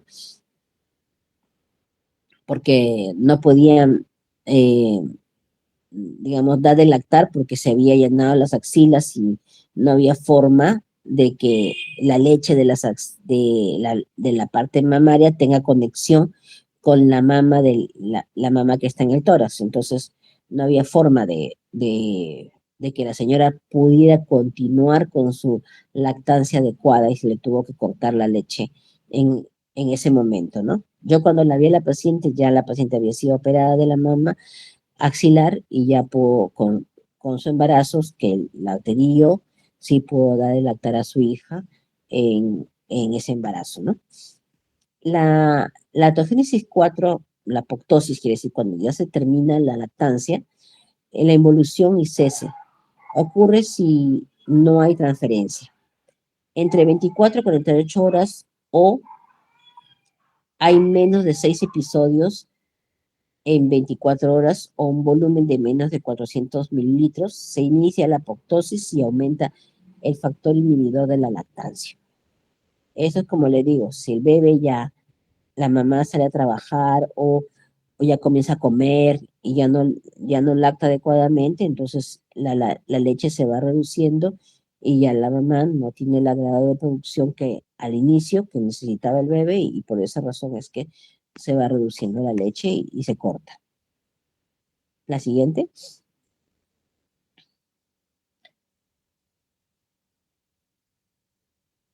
La prolactina es la hormona galactopoyética por excelencia y la oxitocina es la hormona galactocinética. La siguiente. El rol inmunológico de la leche materna. El calostro y la leche tienen inmunoglobulina A, que eso ayuda para que el bebé tenga una mejor resistencia ante la E. coli, por ejemplo, a nivel intestinal. Inhibe adherencias de las bacterias de las superficies epiteliales y hay menor invasión de tejidos, ¿no? Interleuquina 6, que aumenta los elementos mononucleares de la leche materna. Los linfocitos B y T, diferentes a los de la sangre, al parecer, tienen memoria de inmunoglobulina materna. La siguiente. Lo que hay evidencias, se dice, disminuye la incidencia de diarrea, infecciones respiratorias, otitis media, bacteriemia, meningitis bacteriana, itus, enfermedad inflamatoria, infecciones del tracto urinario, botulismo, enterocolitis necrotizante y su severidad en el caso que se desarrolle. Estudios demuestran efecto protector sobre el síndrome de muerte súbita, diabetes mellitus, Crohn's, colitis ulcerativa, linfoma, hipertensión, alergias y el desarrollo cognitivo. Entonces, son bastantes beneficios lo que hace que la leche materna sea el alimento hacia el recién nacido. Somos mamíferos. Entonces, el mamífero necesita beber de la madre, ¿no? Los primeros alimentos. No puede comer todavía alimento procesado ni nada por el estilo. Tiene que tomar todavía leche de su mamá para que pueda ir creciendo y desarrollar sus órganos. Siguiente, por favor.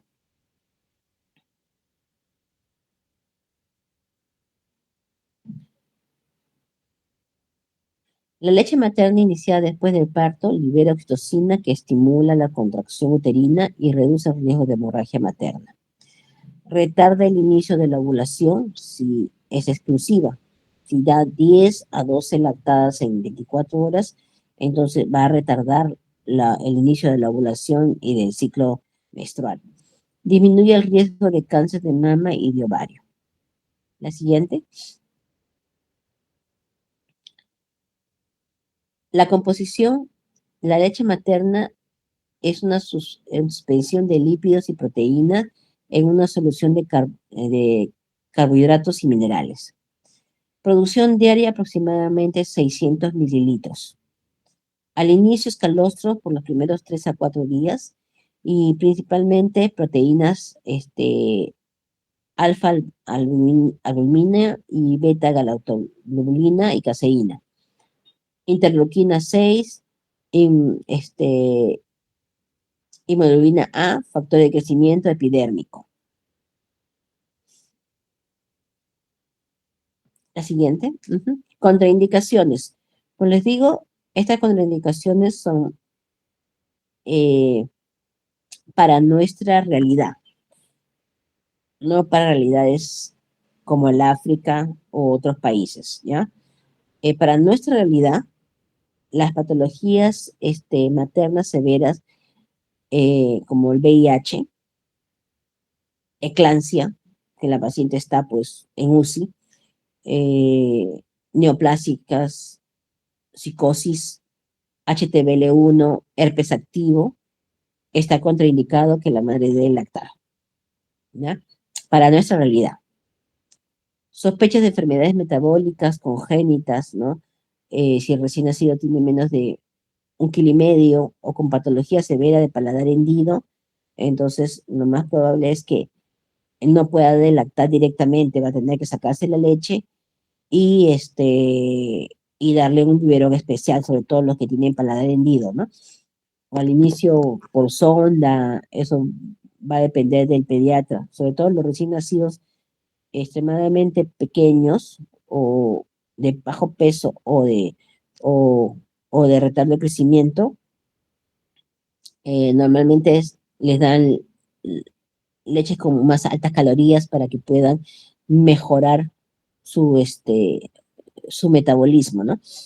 Entonces, en el caso de enfermedades de la madre, eh, solo si la patología materna es severa, ¿no? Si está con VIH ya con tratamiento, diagnosticada, así tenga este virus indetectable, ¿ya? De preferencia se le indica que no debe lactar se le corta la leche a la madre para que ellas no puedan, digamos, pasarle por la leche materna las enfermedades al bebé. La siguiente, por favor. Con respecto al COVID,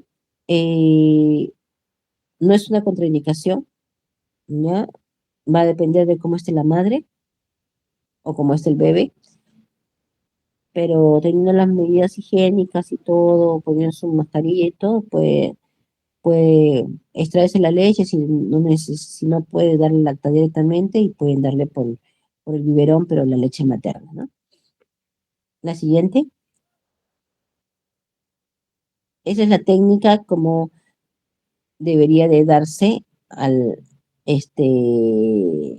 como el bebé debería de agarrar el pezón y la aureola para que jale todos los conductos y saque toda la leche materna en mejor. La de la derecha es la indicada. Avanza, por favor. Bueno, esas son las condiciones para las cuales el dar el lactar no genera ninguna molestia a la madre, ¿no? Al contrario, fortalece el vínculo del apego de la madre, estimula el cerebro, disminuye las probabilidades de futuros males como diabetes, cáncer, ¿no? Aumenta el peso, eh, no es doloroso, y siempre se le explica a la mamá para que puedan dar de lactar a sus hijos y que sus hijos tengan mejor inmunidad. La siguiente. La anticoncepción. Con respecto a la anticoncepción, justamente en eso quería también recalcarles. Nosotros, a todas las pacientes que tengan parto cesárea, les explicamos los métodos, ¿ya?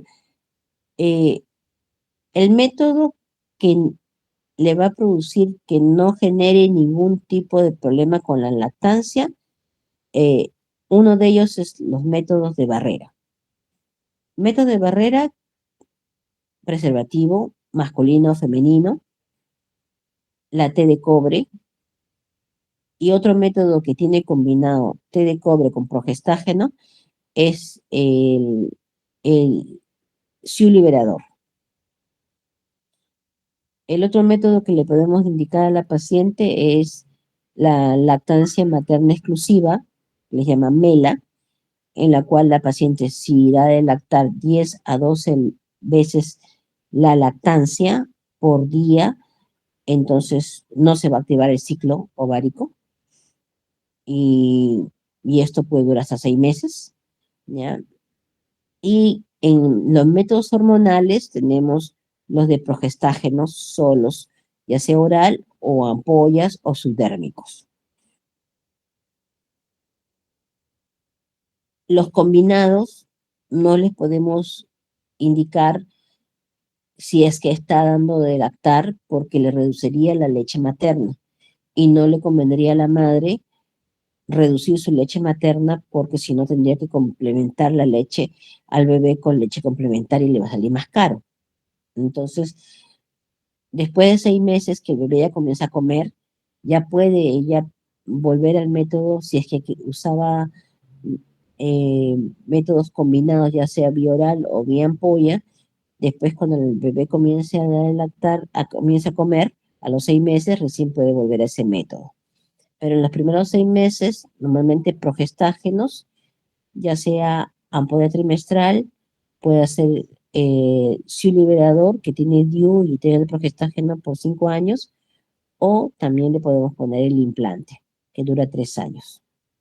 Son métodos que le va a ayudar a que por lo menos espacie entre un hijo y otro y que no salga embarazada inmediatamente y que pueda recuperar ella todo su calcio, toda su proteína, todo lo que ha perdido durante el embarazo. La siguiente, por favor. La actividad sexual va a depender de la paciente, pero como yo les dije, eh, eso tiene que darse de preferencia después de los 42 días de terminado el puerperio recién. Cuando termine el puerperio, recién le pueden decir puede tener actividad sexual y siempre protegida. La siguiente.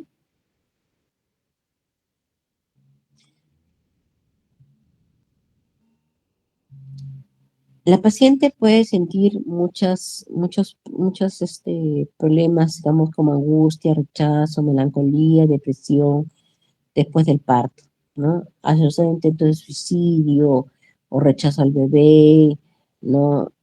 Sobre todo aquellas pacientes que no tienen el apoyo emocional o a veces porque son muy jóvenes o porque fue víctimas de una violencia basada en género, ¿no? Entonces, todo eso tiene que ser evaluado por un psiquiatra o un psicólogo para poder ayudarlas en caso sea necesario, ¿no?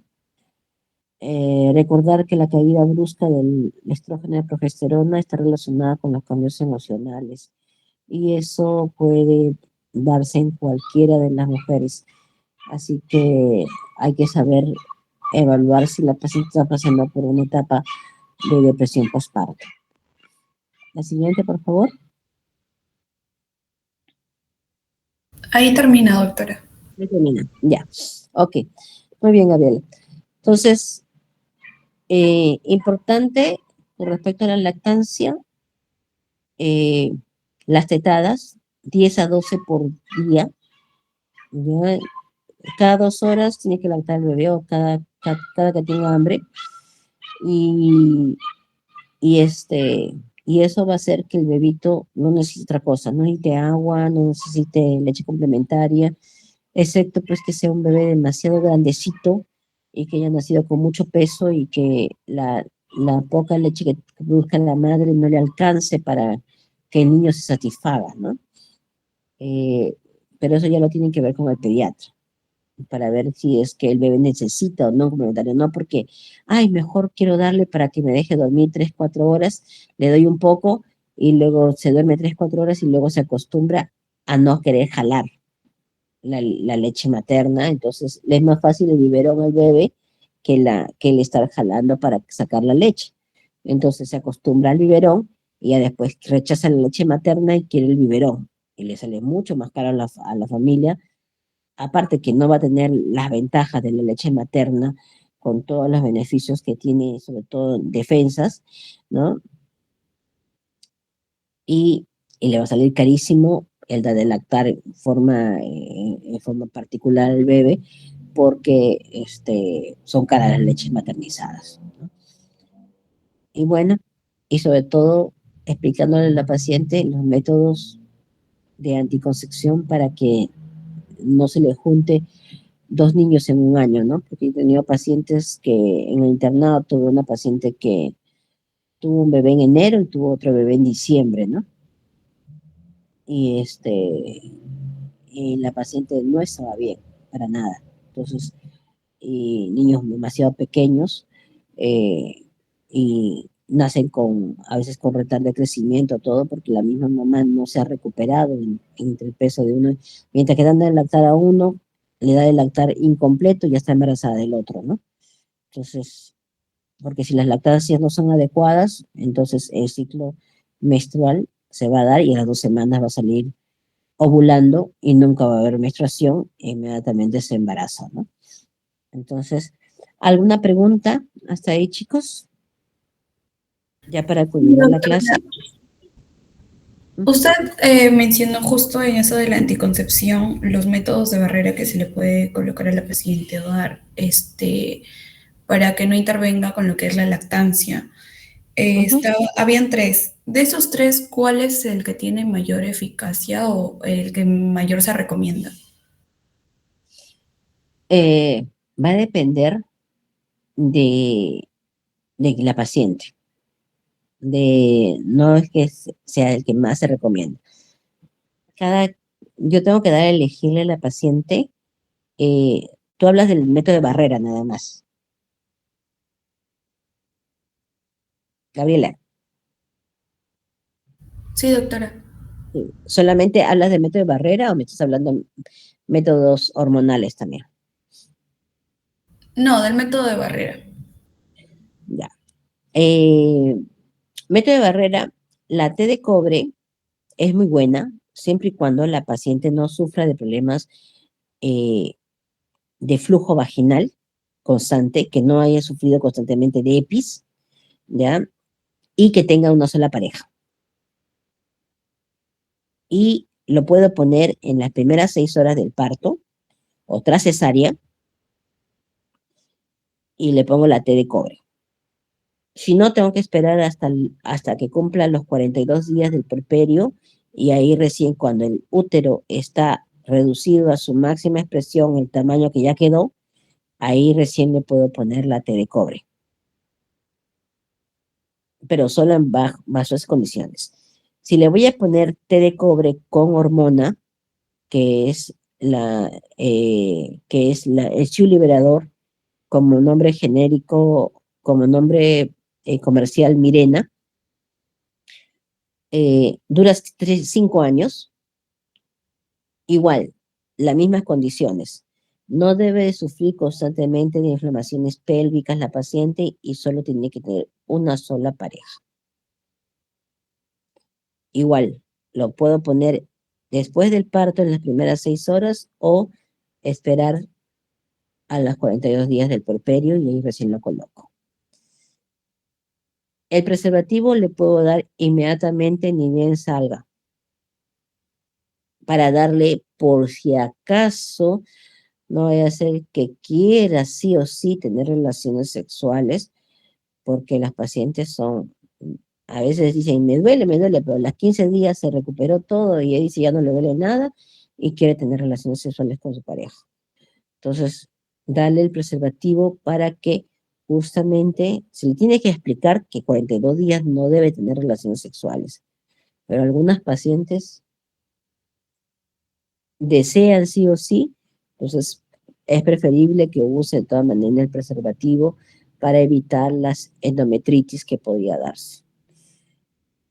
Eh, Obviamente, la T de cobre tiene mejor rango que el preservativo en efectividad, pero si me estás hablando de algún método más efectivo con respecto a aconsejarle, ¿no? El implante tiene casi en la misma efectividad que un bloqueo tubárico. Y el implante es progestágeno nada más, es hormona. Entonces, cuando hablamos de hormonas es diferente a lo que corresponde a los métodos de barrera, ¿no? Gracias, doctora. De nada. ¿Alguna otra pregunta, chicos? Doctora, ¿podría dar mayor detalle, por ejemplo, eso lo que mencionó de la lactancia materna relacionada como método anticonceptivo? O sea, si hay alguna excepción en alguna madre o exactamente qué tanto efectividad tendría. El MELA es muy efectivo, pero siempre y cuando eh, la lactancia sea de 10 a 12 por 24 horas. Quiere decir que el bebé lacte cada 2 horas.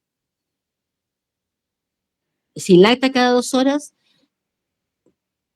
esa, esa madre no va a tener inicio de ciclo, porque constantemente le está estimulando la prolactina, la oxitocina y todo, va a hacer que no haya estimulación del ciclo ovárico.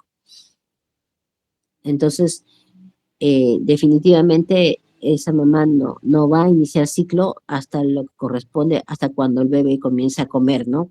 Después de los 6 meses, que ya comienza con las papillas y la lactancia, que papillas y lactancia, entonces ya comienza a haber una lactancia mixta. Pero si es exclusiva y hace de 10 a 12 lactadas por día, definitivamente esa mami no va a gestar. No es al 100%, obviamente, ¿no? Pero por lo menos llega casi hasta un 80%, 85%, pero es que la mayoría no cumple. La mayoría de veces se queda varias horas, en la noche sobre todo, las lactancias a veces lo dejan 6 horas durmiendo al bebé y el bebé a veces no reclama porque lo han abrigado bien y no, digamos, le han dado una buena lactada a las medianoche o 1 de la mañana y recién se ha levantado a las 6 de la mañana. Entonces, es esas horas de más de 3 a 4 horas, o 5 horas, ya hace que ese ciclo ya digamos, se corte, y entonces el MELA tiene solamente una efectividad de un 85% de efectividad, ¿no? Entonces hay un 15%, de 100, 85 no salen embarazadas, pero 15 sí, ¿no? Entonces dice, ay, no me hizo efecto, yo debo lactar igualito, ¿no?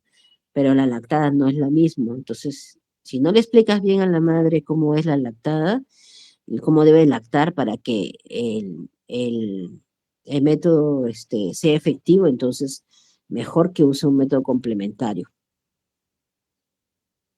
Doctora, ¿y funcionaría igual si la madre usa esas máquinas, las que son las pezoneras, y lo Ajá, intercambia con la lactancia? sí, Sí, normal. sí, sí, esas máquinas funcionan. Por eso que muchas madres se llevan las máquinas a su casa, a su trabajo, y se sacan la leche, ¿no? Y entonces es como que el bebé le estuvieran a lactar, lo estuvieran lactando. Entonces esas leches la guardan, se llevan su cooler, todo, tienen ahí todo y luego intercambian con la leche que dejan en su casa, ¿no? Entonces, y el bebé es como que estuviera lactando y a ellas no se les reduce la leche. He tenido colegas que han llevado su esto al trabajo y les han dado hasta los 2 años a sus hijos y no se les ha reducido la leche. Gracias, doctora. ¿Ya? ¿Alguna pregunta más o todo aclarado?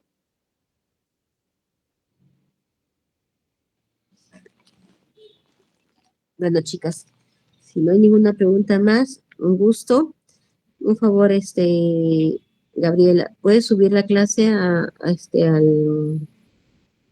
portal de la universidad que se nos pide? Y ya yo estaré mandando las preguntas con la doctora Arce que ya está pidiendo para el examen. Sí, doctora, le pasaré a la doctora Arce porque ella es la que sube las diapositivas. Ya, excelente, entonces. Muchas gracias. Cuídense. Doctora, hasta luego, gracias. Hasta luego, que les vaya bien.